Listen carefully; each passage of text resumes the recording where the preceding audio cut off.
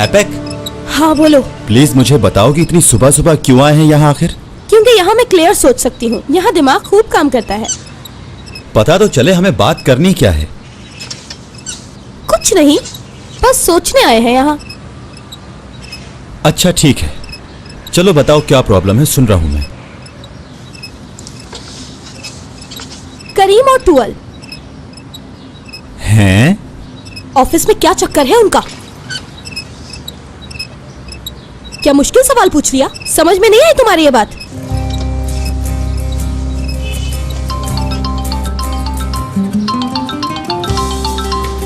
हाँ बोलो असली, मैं कहाँ हूँ?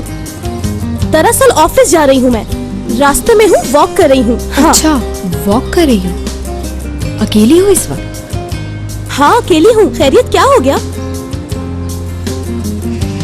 कुछ नहीं हुआ।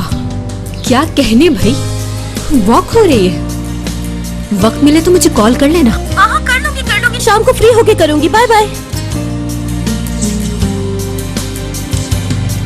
देख लूंगी। क्यों झूठ बुलवाया तुमने मुझसे यार? कितना गलत है। बोर हो गया हूँ मैं। किससे?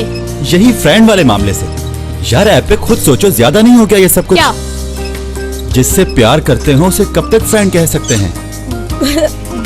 बहुत आला, क्या कहने। जाहिर है अब नहीं होता मुझसे। अच्छा। हाँ बिल्कुल, मैं उस लड़की को बहुत चाहने लगा हूँ। वाह,